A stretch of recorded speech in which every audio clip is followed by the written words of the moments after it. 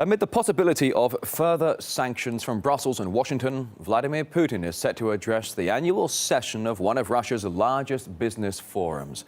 Some experts are warning any restrictions could backfire on the EU. So what's at stake for them? Let's give you details here on RT International. For starters, Russia is the EU's third biggest trading partner. Almost half of Europe's cars are exported to the East, and 18% of the chemicals are sold to Russia. In fact, 8% of Europe's food exports go the same way. So it's fairly understandable that anyone with jobs in those industries would be worried.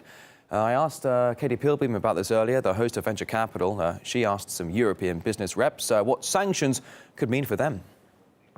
It's a relationship between the EU and Russia that is most in the spotlight, and that's because it equates to over $300 billion. We know that Europe is still reliant on Russia for over 2/3 of its energy needs, and despite trying to diversify away from Russia, actually last year trade between the two was at an all-time high. So Russia accounts for 20% of global exports of titanium, 40% of global palladium production, 40% of global platinum production, and it's second in terms of diamond production. And that's really just the tip of the iceberg. Now, Moscow is welcoming lots of business executives this week. International foreign investors are here to chat business, and a lot of them have been saying that it could cause these sanctions more economic harm than good for both Russia and the EU. I think it's a watch and wait, which is difficult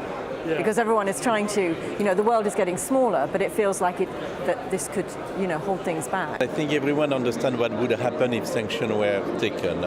It would mean, of course, a lot of issues for Russia, but it will also mean a problem in the EU or in the US, increasing unemployment.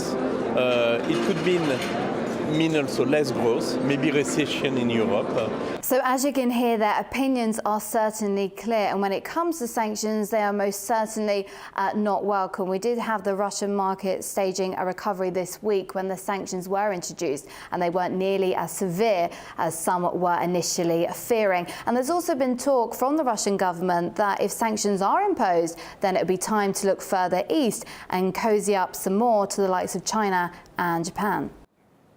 Well, the West may be threatening further sanctions, but Russia's eastern relations are unaffected. Moscow's trade with China, it's on the rise, the turnover reaching $89 billion last year. Now, most of that was made up of oil supplies being sent to Beijing, which is the world's fastest growing energy market. Thorsten Pattberg, who wrote the book, The East-West Dichotomy, he says this partnership is only going to continue getting stronger.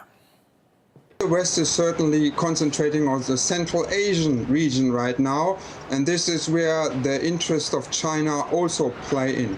So we have like this Eastern Bloc now forming once again. China is neutral at the moment. It doesn't like how the situation with Crimea was handled, obviously, because it has its own issues with the Xinjiang region and Taiwan and all this. But at the same time, it sees the action of Moscow as a reactionary movement against Western imperialism, actually, in Central Asia.